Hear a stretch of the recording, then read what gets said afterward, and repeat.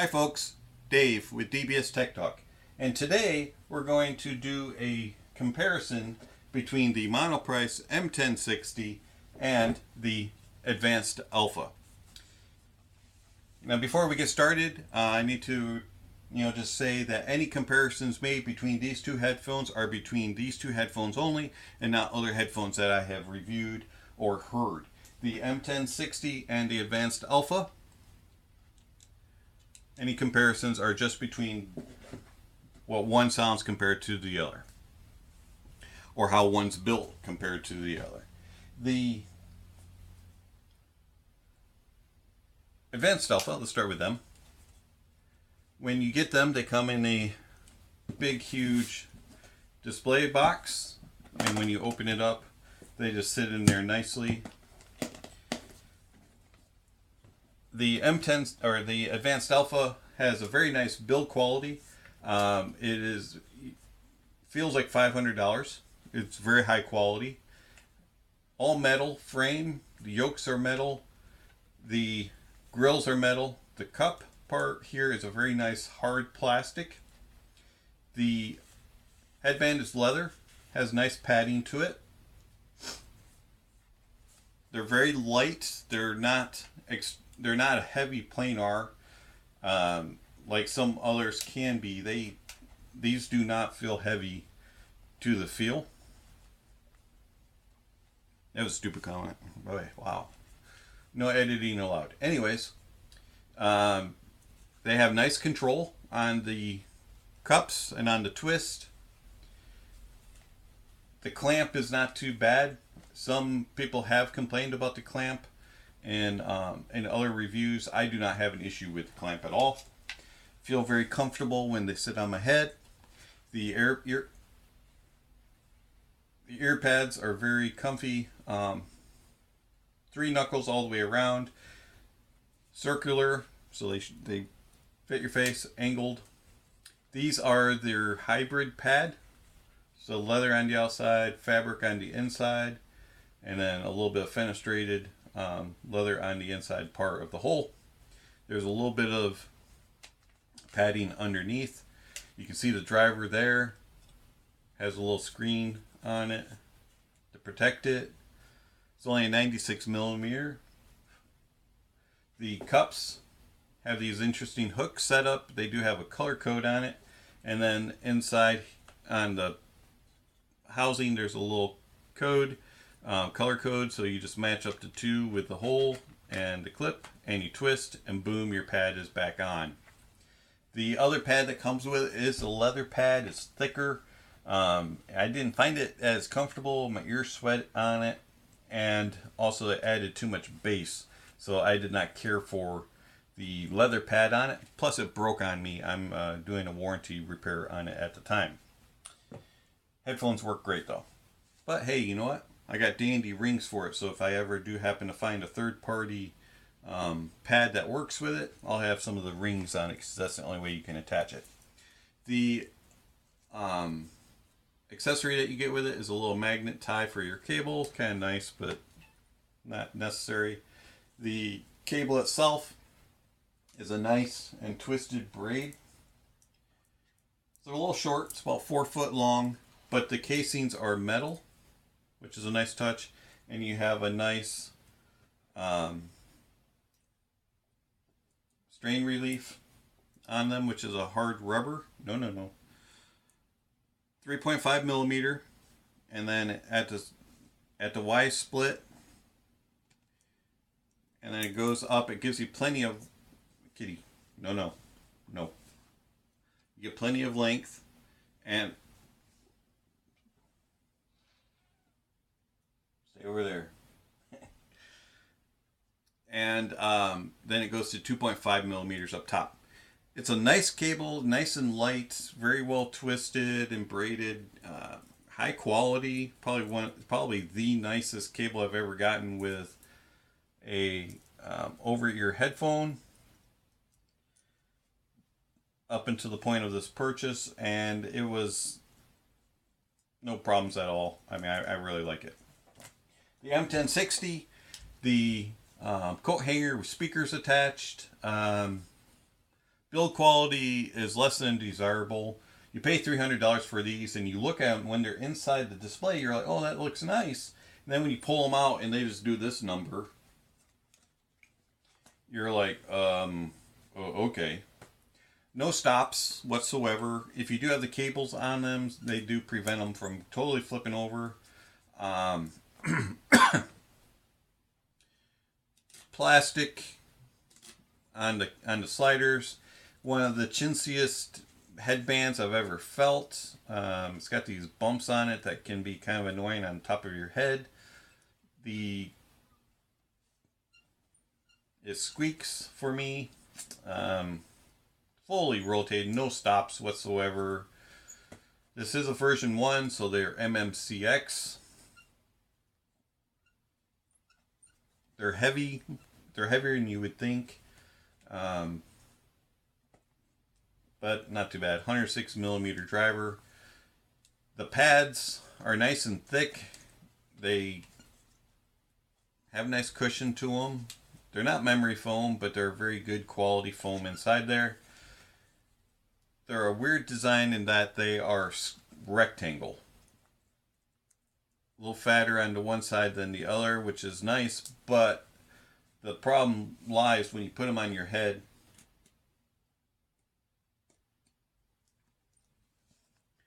They touch my ears. Touch my ears on the back side of them and on the very bottom. Now, I don't have super small ears, but I don't have massive jumbo ears. And the rectangle shape just doesn't work for me. I prefer a circle or an oval. And so stock pads are okay. They're not great, but they're not awful either. They suffice. The stock cable that comes with it is alright. It's a fabric design, has a plastic split with a slider for the chin strap. Splits into right and left. I put the tape on just to differentiate. And then it goes into a 90-degree metal with a gold tip. Nicely solid belt. It's an okay cable. The only other accessory that you get besides the big, huge, massive box is the 1/4 inch adapter. Cables are alright. It's a little short, just like the Advanced Alpha, but excuse me, but it's doable. Extra things that I have done to my headphones. The Advanced Alpha, the only things that have happened is the pad broke, so I got those rings, and then I bought some cables. The one cable that I really like is the HiFiMan OFC Hybrid, and it's got a cool design on it, gray and black, just looks nice. Goes into a 90, and then it has a nice solid plastic hard rubber split, and then it goes up into the LNRs. These are nice and small, so they fit inside it. The ports on the Advanced Alpha are slightly picky, so that you have to have really small entries. But when it goes on, I just think that looks really cool. And it's a nice cable. This is a little bit shorter, so if you're looking for something smaller, the OFC Hybrid from HiFiMan, it is just a smidge excuse me, just a smidge stiff. So if you don't like stiff cables, this one you may want to shy away from. The other cables that I have gotten are from a gentleman on eBay, and it's a company called Bushman Cable, and this is the 4-pin XLR cable. Has a Nutric, very nice rubberized cable, and then it goes into a heat shrink at the split, and very nice twisted and braided, and then it goes into the 2.5 millimeters, and I absolutely love this cable. Just the build of it, nice and thick, and feels good. Does not let me do this properly here. Here we go. It's not so heavy or that it pulls down or anything of the sort. And then also we have a single-ended version, which is built the same, but it has the cord that has the 6.35, and then it goes into the split and goes into the 2.5s, and he has the red and the black on the heat shrink. Again, very high quality. Truly recommend Bushman cables. Both of them work great for the advanced.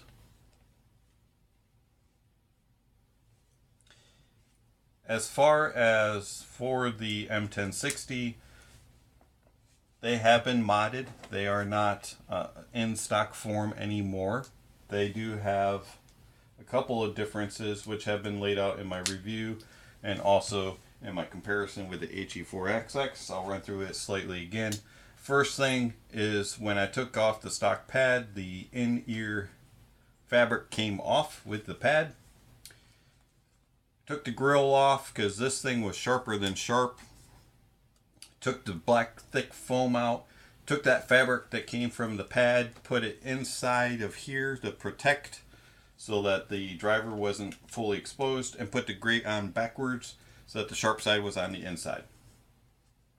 That's all the modification. What I found that did is it opened up the soundstage just a little bit and cleared out some of the muffled thick heaviness of the M1060. They were a very warm, dark sound, and it kept the warmness to the sound, but it removed that dark, thick heaviness to the sound that I didn't care for.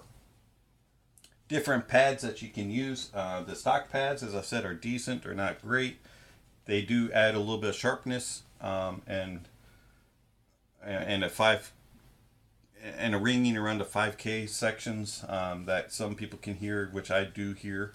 And so the stock pads they're okay, but every now and then, depending on the song, you can get a little bit of a ring to it in that upper, mid, lower treble range.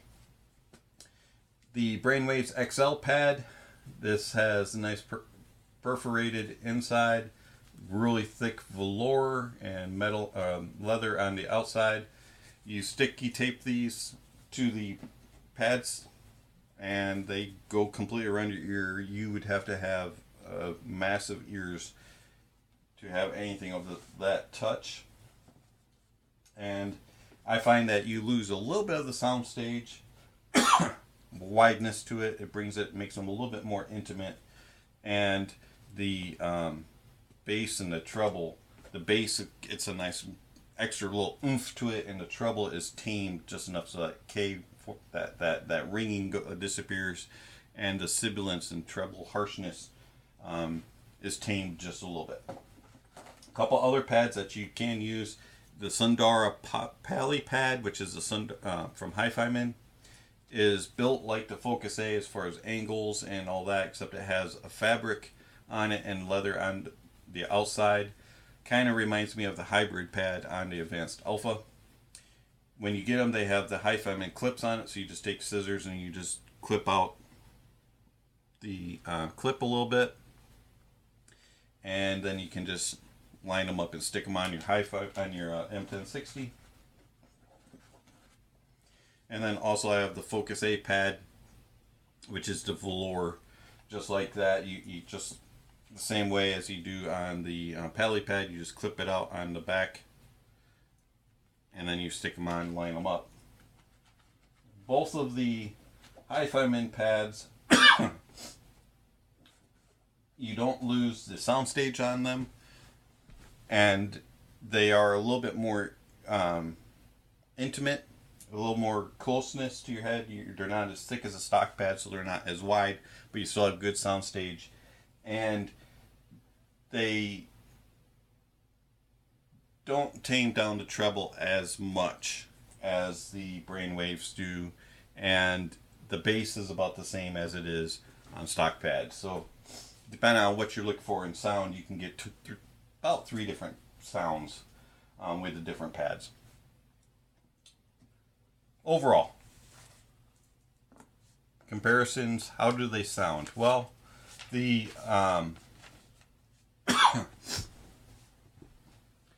let's start with bass as usual. And on the bass for the M1060, it's very well extended, very deep, impactful, has a nice tone to it. It's forward and lacking of detail. You get a lot of thump, you get a lot of fun, but the details are not there. On the Advanced Alpha, you get an accurate, smooth, and balanced bass. It extends well, has a nice solid texture to it, but it lacks impact. So you get the details, you get the nice sound, you get the great tone, but you don't have the fun factor, the impact on them. M1060, you do get a little bit of bleeding into the mids. The Advanced Alpha, you do not get any bleeding at all. Speaking of mids, on the M1060, they have a nice timbre, sound natural. They're slightly recessed, and they have a warmer sound. The Advanced Alpha, forward and intimate. They are above the bass, and they are below the treble just by a little bit. They have a natural, full-bodied, rich, and smooth sound. Great details. The mids on the Advanced Alphas are amazing. I absolutely love the mids on the Advanced Alpha. The highs are love and hate on both. So let's start with the M1060. The M1060's highs can reach way up there. They extend extremely far. They can be somewhat grainy at the top, and they are lacking in details. And they are forward and sibilant at times. They're depending on which pad you have, you can control that. As I said, with the Brainwaves XL Pad, the treble is put into control a lot better, but you get a little bit warmer of a sound. With the Hi-Fi Focus A and Pally pads, the treble is still there, but the sibilance tends to go away, and the harshness. There's something about the stock pad on the M1060, in my opinion, that excuse me, that just makes them sound peaky and sibilant and harsh. The Advanced Alpha also has a little bit of ups and downs. It is also a love-hate. It extends well, has a nice air and crispiness compared to the M1060 that is just a little bit on the more bright sibilant side. These have a little bit more air and a little bit more crispness, sound a little more natural to them, but they can get bright and sharp depending on the song.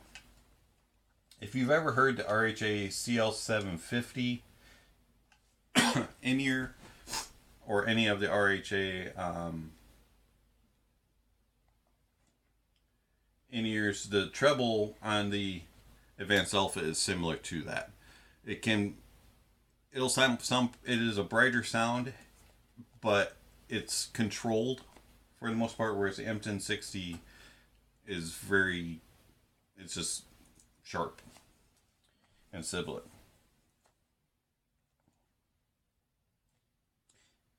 Also, the Advanced Alpha is very dependent on source and amping when it comes to the treble. I find that if you have a good amp pushing them and you have good quality source coming in, the treble is under control. If the song is not recorded well, has a lot of harshness in the treble, these will sound fatiguing very quickly. The M1060 covers that a little bit because they're not as detailed. These are more detailed in that regard. Soundstage, the M1060 has a massive and wide soundstage. They are about the widest headphone I have heard when it comes to planars that I have. They're crazy that way. The Advanced Alpha, not near as wide. They're a lot more close. You almost could call them closer. It's a decent soundstage, but it's not M1060 worthy. The difference between the two is the Advanced Alpha has layering inside the soundstage. You can get the up and down, you can get the all around, and it's very detailed with inside that. Whereas the M1060, you have the stage and it's all just kind of there. You don't get that immersive feel. The Advanced Alpha really does the immersion very well. Imaging wise, on the M1060, it's well spaced, it has good separation, but it lacks clarity. Excuse me. Whereas the Advanced Alpha, the imaging is great separation, and it has very little issues with detailing and clarity. Every now and then it'll get a little cluttered on busier songs, but for the most part it's a very clean and clear imaging. Separation is amazing on the Advanced. Detailing on the M1060, it lacks the micros, and it lacks some detailing. Can sound a little dirty at times. I guess you could say a little unclean. Whereas on the Advanced Alpha, the details are excellent. It has a lot of micro detail, and also it does vary on your source and on your amping. If you just play this off of your phone or off of a DAP where it doesn't have enough power to push these, they will sound dull and a little muddy. And you put them onto a good amp like a topping stack or a X7S or an APPJ PA1502, and the details just come out.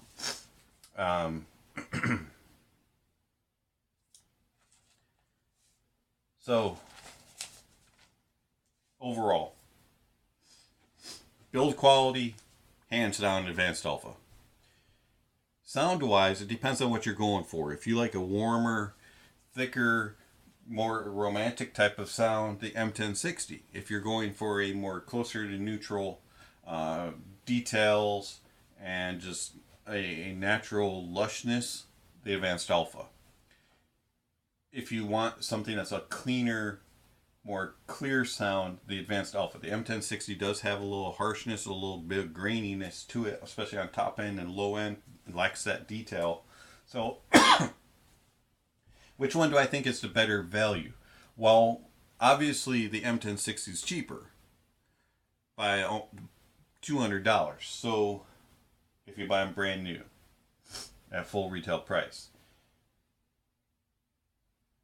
But truthfully, I would get the Advanced Alpha. If I was looking at both of these, I would take the Advanced Alpha. It just seems to be the more overall finished product. M1060 is good. It's a nice headphone, aside the build quality, but it just lacks that little extra bit that makes it great. The Advanced Alpha is a step up from the M1060 in both price, value, build, and sound. The Advanced Alpha is advanced when it comes to the M1060. There. So, this has been Dave with DBS Tech Talk. My comparison between the M1060 and the Alpha. Thank you for watching, and I'll catch you on the next video.